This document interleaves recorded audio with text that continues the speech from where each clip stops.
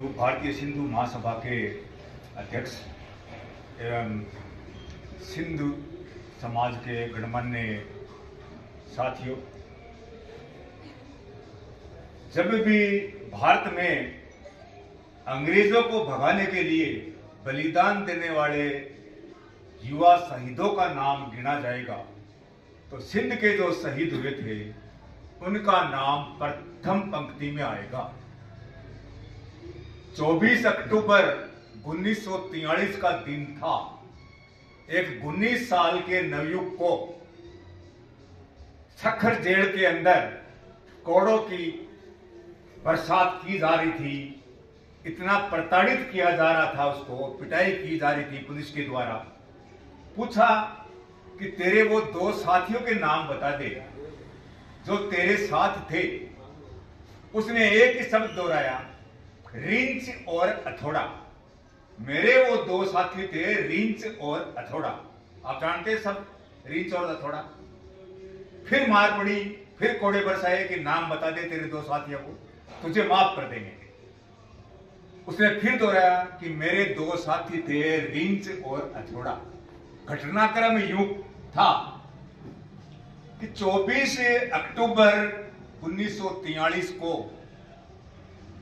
ये भारत छोड़ो आंदोलन 1942 में ही शुरू हो गया था और अंग्रेजों भारत छोड़ो करो या मरो। वो नवयुवक सबसे अगवा था सिंध के अंदर, जन जागृति अभियान छेड़ रहा था। तभी खुफिया सूत्रों से उसको सूचना मिली कि सिंध प्रांत में इस आंदोलन को कुचलने के लिए एक रेलगाड़ी सिंध के रोहिणी से चली है और सख होती हुई ये रेलगाड़ी बलूचिस्तान के कवाटा में जाएगी।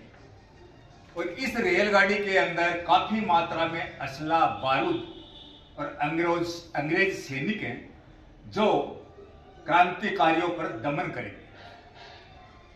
इस युवा 19 वर्षीय छात्र ने अपने दो साथियों नंदू और किशन को साथ लिया कि रेल की पटरियां उखाड़ेंगे तो ये ट्रेन हादसा होगा, गोला बारूद हम लूट लेंगे, सैनिक उनके मारे जाएंगे।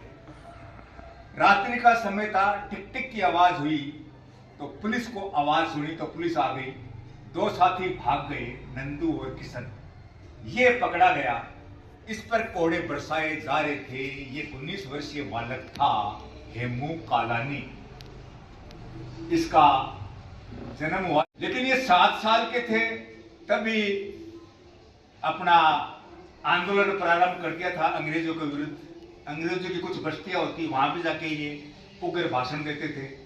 और जब भारत छोड़ा आंदोलन चला, करो या मरो, तो इन्होंने एक नारा दिया स्वदेशी स्वावलंबन का कि अंग्रेजी वस्तुओं का बहिष्कार करो, जलाओ, स्वदेशी वस्तुएं अपनाओ। पकड़े गए साथियों के नाम बताए नहीं इन्होंने। तो सिंध प्रांत में इनको आजीवन कारावास की सजा दी गई। लेकिन इस सजा को वेरीफाई करने के लिए हैदराबाद के मिलिट्री कर्नल के पास भेजा गया मामला कि वेरीफाई कर दीजिए, इसका अनुमोदन कर दें। उन्होंने क्या किया, इस सजा को आजीवन कारावास की को फांसी में बदल दिया। सिंध प्रांत के गणमान्य नागरिक जो भी थे, उन्होंने तत्कालीन वायसराय के सामने एक आग्रह किया, पत्र दिया कि नवयुवक है, 19 वर्ष का ही, इसकी सजा माफ कर दीजिए। वायसराय ने कहा कि सजा तो माफ कर देंगे इसकी, लेकिन एक शर्त है कि ये बालक यदि अपने उन दो साथियों का नाम बता देता है तो इसकी सजा माफ। लेकिन हेमू कालानी तो मां भारती के लिए जीना और मरना सीख रहा था। उसने कहा दो साथियों के नाम की शर्त में नहीं मानता। और आज के दिन 21 जनवरी को उनको फांसी पर, तख्ते पर ले जाया गया। हंसते हुए फांसी का फंदा अपने गले में डाल लिया। आज 83 साल हो गए हैं, उनका 83वां शहादत दिवस हम मना रहे हैं। जब जब भी भारत के इतिहास में नवयुवकों की बात आएगी कि अंग्रेजों को भगाने के लिए नवयुवकों में सबसे ज्यादा भूमिका किन की रही, तो उन नवयुवकों में प्रथम क्रांतिकारी की पंक्ति में इनका नाम भी।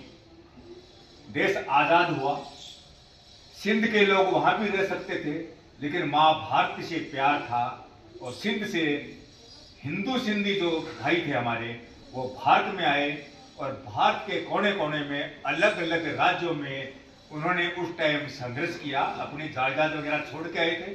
और आज संघर्ष के बलबूते पर पूरे भारत में आप अच्छा बिजनेस कर रहे हैं, अच्छे लॉयर हैं, अच्छे डॉक्टर हैं, अच्छे बिजनेसमैन हैं, केवल अपने दम पर। हम तो यहीं थे हिंदुस्तान में, लेकिन आप लोग तो सिंध से आए, सब कुछ त्याग कर छोड़कर, तो आपने जो बलिदान दिया है वो प्रातः स्मरणीय है। इससे बड़ा बलिदान कोई नहीं दे सकता है। आप सबका ये देश बहुत बहुत आभार प्रकट करता है। जय भारत।